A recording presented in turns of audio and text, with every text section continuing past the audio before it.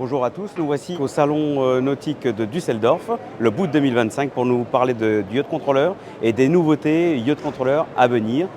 Mais d'abord, je vais vous faire un petit récap, un petit peu sur l'historique de yacht contrôleur, un brevet qui avait été déposé en 2002-2003 jusqu'à cette année 2023 où le système a complètement changé, complètement évolué avec 3 modèles de yacht contrôleur, le Nemesis, le Maximo, le Supremo, en fonction de la taille de votre bateau. Sur le système Maximo, on a un receveur et une télécommande. Le receveur, il a un écran tactile qui nous permet en fait d'avoir un accès directement aux fonctions de yacht contrôleur. Si le yacht contrôleur est installé sous le poste de pilotage et qu'on n'y a pas accès, on peut y avoir accès directement en Wi-Fi via son iPhone ou via son ordinateur. On a un système qui va être fourni avec au choix 3 télécommandes et donc ça va être en fonction de la motorisation mais également du feeling.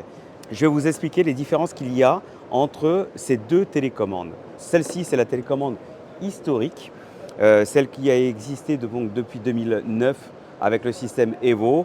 Elle a basculé sur le Smart et la fameuse Dual Band qui est mondialement connue. On récupère donc toutes les fonctionnalités du poste de pilotage, c'est-à-dire que vous avez ici le moteur tribord, le moteur bâbord. Comment je sais que c'est tribord-bâbord? Parce que j'ai le dessin du bateau avec l'étrave de dessiner. Et le propulseur d'étrave, le propulseur de poupe, le guindeau. Cette télécommande, c'est la nouvelle génération. Alors qu'est-ce qu'elle a de nouveau? Eh bien, on le voit très bien, ce sont ici les flèches rouges. Les flèches rouges, en fait, ici, nous donnent la marche avant des 2 moteurs. Ce que je dois faire ici, donc, c'est marche avant des 2 moteurs. Ici, je vais le faire d'un seul doigt. Marche arrière, pareil, des 2 moteurs. Et en latéral, je vais envoyer donc les 2 propulseurs en latéral. Ce qui fait que en appuyant sur un seul bouton, je vais faire cette fonction-là, les 2 propulseurs en latéral. Si jamais on n'a qu'un seul propulseur et qu'on veut aller quand même en latéral, on va jouer à ce moment-là sur les inverseurs moteurs. C'est-à-dire que ça nous génère en fait un mode comme si c'était un mode automatique. Je vais appuyer donc sur la droite ou sur la gauche et ça va m'envoyer le propulseur d'étrave vers la droite, admettons, et un moteur inversé pour obtenir un déplacement semi-latéral. Nous avons des fonctions additionnelles qui vont être donc l'accélération et le mode automatique. Le mode automatique va nous permettre d'envoyer avec un seul doigt plusieurs ordres. Donc en appuyant sur le mode automatique et en allant en marche avant bâbord, je vais obtenir un déplacement à 45 degrés. C'est-à-dire que je vais obtenir un déplacement qui va donner un ordre et à un propulseur ou aux 2 propulseurs si on a 2 propulseurs et à un moteur. Pour obtenir, par exemple, si je vais en marche avant bâbord, en mode automatique, je vais obtenir un déplacement vers 1 heure, c'est-à-dire à 45 degrés. Le mode automatique va nous permettre également d'obtenir un déplacement latéral d'un seul doigt. C'est-à-dire qu'en fait, en appuyant sur le mode automatique et en appuyant sur le propulseur d'étrave, je vais donner un ordre aux 2 propulseurs. De la même façon que tout à l'heure, je le disais ici avec ce bouton-là latéral, si je n'ai pas le propulseur à l'arrière, je vais faire varier le moteur tribord ou bâbord en fonction de la direction où on va, pour obtenir un déplacement semi-latéral, c'est-à-dire j'obtiens l'ordre que je voulais donner sans avoir à réfléchir puisque en fait je vais le faire du bout du doigt. Et enfin je vais pouvoir obtenir un demi-tour complet en mode automatique en utilisant le bouton du propulseur à l'arrière. L'accélération, sur un catamaran ou sur un trawler, le régime moteur en vitesse d'embrayage n'étant pas suffisant, j'ai besoin d'accélérer. Et à ce moment-là, je vais pouvoir accélérer avec un régime moteur qui peut aller de 10, 15, 20 et jusqu'à 40% d'accélération. Cette télécommande va avoir aussi une particularité qui est très intéressante. C'est qu'en fait, sans la regarder, du bout du doigt, quand vous allez appuyer, il y a un clic qui se fait ressentir du bout du doigt sur le pouce. Ce qui fait que du coup, sans regarder votre télécommande, quand vous faites une marche avant, vous avez un clic qui se ressent. Et ce clic, ça vous permet d'avoir ce retour psychologique au bout du doigt pour vous dire « Ok, mon ordre, il est bien passé ». Nous voilà maintenant avec la télécommande joystick, hormis bien sûr sur les IPS où nous n'avons pas le choix que d'avoir la télécommande joystick puisqu'on va se connecter sur le joystick des moteurs IPS Volvo, avec ici donc le déplacement sur 3 axes puisque vous avez en fait ici la possibilité de faire la rotation gauche-droite, la marche avant, le déplacement latéral, marche arrière bien sûr. Et on peut également avoir ici un déplacement en marche arrière ou en marche avant, peu importe, et obtenir en plus une rotation additionnelle. On va donner un ordre au propulseur d'étrave qui est ici manuellement, gauche-droite. Propulseur de poupe également gauche-droite. Le mode automatique va fonctionner exactement de la même façon. Une fois que j'appuie sur le mode automatique, je vais pouvoir déplacer en même temps propulseur, d'étrave et moteur, que ce soit la ligne d'arbre, du Z-Drive ou de l'IPS. Le mode accélération va fonctionner de deux façons, soit de la même façon que ces deux télécommandes, soit sur le High Mode de chez Volvo. Vient se greffer à ça si vous avez le Dynamic Position System. Vous pouvez l'activer en ayant ici une impulsion sur le centre du joystick. Alors, on va maintenant donc regarder un petit peu qu'est-ce qui se passe sur cet écran avec justement les fonctionnalités. Lorsque j'appuie sur la télécommande, sur l'écran, on va avoir les fonctionnalités qui vont apparaître. Donc marche avant tribord, marche avant bâbord, demi-tour, propulseur d'étrave, gauche-droite, propulseur de poupe, gauche-droite. Ici, qu'est-ce que nous avons? Quand je donne une impulsion sur le propulseur d'étrave, vous voyez que le propulseur d'étrave va monter dans les tours jusqu'à obtenir son régime maximum de 100%. Quand je vais appuyer sur le mode automatique, c'est là où on va avoir une émulation joystick. Et donc là, je vais obtenir un déplacement tel que je le souhaite, c'est-à-dire à 45 degrés, en activant et les deux propulseurs et un moteur. Et là, en activant le propulseur arrière, vous voyez que je fais donc le demi-tour avec les deux propulseurs inversés. Après, au niveau de l'accélération, on va avoir ici le régime moteur d'accélération.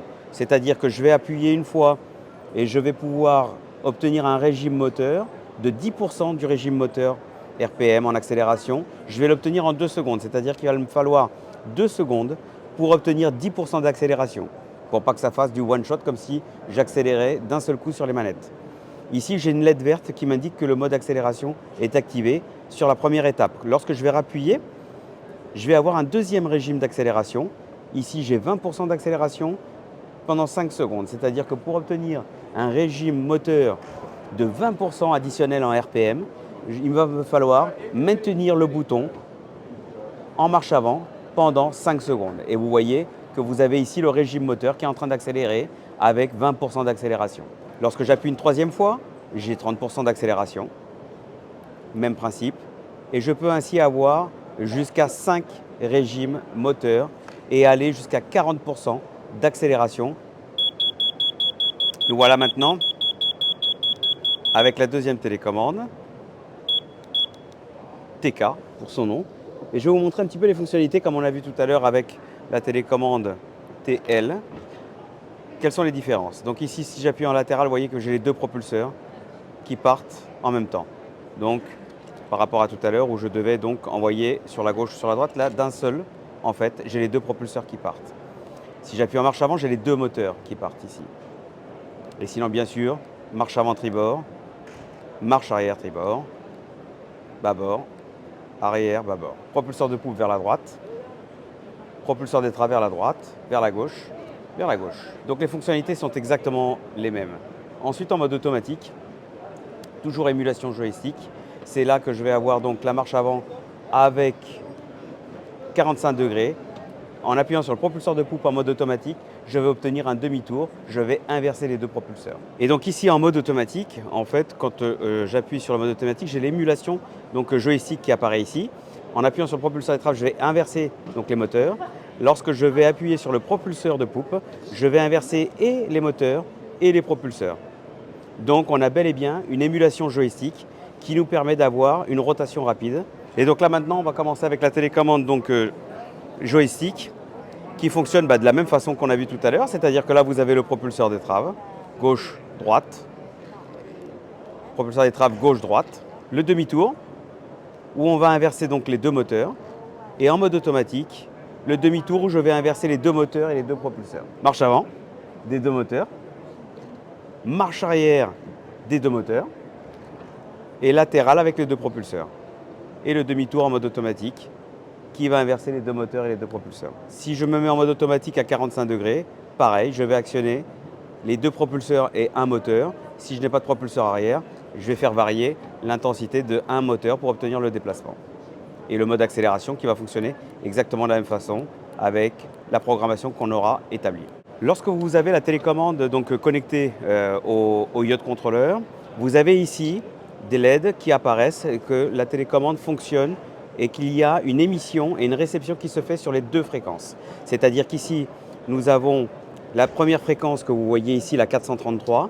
Nous avons la deuxième fréquence qui est la 868 et vous avez bel et bien un balayage de fréquences qui se fait sur les deux fréquences. On donne un ordre sur les deux fréquences, pourquoi? Parce qu'avec un ordre sur les deux fréquences, en fait, ça va nous donner une sécurité. C'est un ordre, deux fréquences, le même ordre donné sur les deux fréquences en même temps. S'il y en a une qui est perturbée, pour une raison quelconque, le deuxième, lui, fonctionne parfaitement et va recevoir l'ordre directement.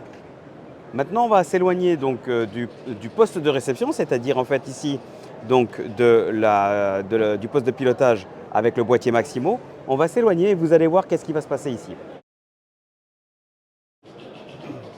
On est dans un environnement bien sûr complètement ouvert. Vous voyez les LED ici qui commencent à changer. Vert, c'est qu'on est toujours dans la parfaite réception. Violet, bleu, violet, c'est qu'on commence à perdre un petit peu le signal. Là, on est au moins à 50 mètres. Là, je perds, je récupère encore. Je perds. Là, je pense qu'on est au maximum, on a perdu. Et donc là, la télécommande, elle est plus connectée. Je suis dans le rouge, les deux fréquences ne fonctionnent plus. Et vous ne pouvez pas le sentir, mais elle vibre. Nous voici maintenant dans le menu de programmation, donc en fait du Maximo. Sur celui-ci, vous allez avoir donc la première qui est le profil de l'émulation joystick. Pourquoi? Parce qu'on a donc la possibilité, si on ne souhaite pas avoir une émulation joystick avec une rotation donc gauche-droite et qu'on souhaite avoir une autre fonctionnalité, à ce moment-là, on va pouvoir le modifier manuellement ici. Ici, on va gérer le protocole d'accélération. Le protocole d'accélération, c'est qu'on va avoir donc différents protocoles qui vont être préprogrammés en fonction de si on a un catamaran, un troller et qu'on veut 3 profils d'accélération ou 5 profils d'accélération. Les profils, ça veut dire que je peux par exemple vitesse 1 augmenter de 10%, vitesse 2 20%, vitesse 3 30%. Comme je peux avoir plutôt du 5, 10, 15, 20 et augmenter comme ça jusqu'à la vitesse que l'on souhaite, jusqu'à 5 étapes. Donc soit on le définit en 3 étapes, soit on le définit en 5 étapes pour aller plus rapidement. Ici, vous avez la gestion justement donc des propulseurs. Ici, on peut donc gérer absolument tout ce que l'on souhaite au niveau du profil d'accélération des propulseurs proportionnels. Ici, on a les mises à jour donc, des logiciels du système Maximo et de la télécommande. Ça va nous donner cette fonction de VPN. VPN, en fait, pour nous, ça signifie que l'usine va pouvoir se connecter à votre système Maximo s'il y a une recherche, un défaut, une mise à jour particulière que l'on doit faire sur votre système. Eh bien, l'usine, par l'intermédiaire du Wi-Fi, avec votre autorisation, puisqu'il y a un code à rentrer, eh bien, pourra se connecter au Maximo pour vérifier quel est le problème ou la mise à jour à faire. Dans les autres fonctionnalités, on a ici la possibilité d'avoir donc plusieurs télécommandes et on va donner donc le nom des télécommandes qui sont connectées au système Yacht Controller. On a souvent des clients qui prennent une télécommande à niveau et une télécommande joystick. Eh bien, c'est dans ce profil-là que l'on va avoir le nombre de télécommandes connectées au système Maximo. Ici, c'est lorsque l'on veut configurer ces 4 boutons-là, c'est pour l'encre.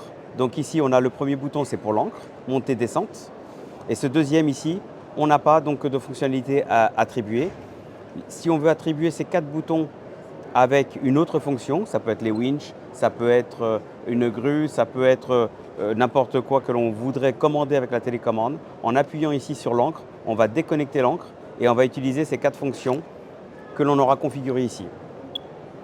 Et nous voici ici dans le Virtual Thruster. Donc le Virtual Thruster, c'est une fonction très intéressante pour tous les bateaux, que ce soit catamaran, moteur yacht, troller. On a ici la possibilité, si on n'a pas le propulseur d'étrave, on a ici la possibilité, si on n'a pas le propulseur de poupe, de donner un ordre au moteur avec un régime calculé qui va simuler le propulseur de poupe. C'est-à-dire qu'en fait, on va donner une impulsion accélération marche avant, accélération marche arrière avec un pourcentage calculé et programmé, que l'on doit programmer sur le bateau puisque ça dépend du volume du bateau, du poids du bateau et ça dépend également de la puissance des moteurs.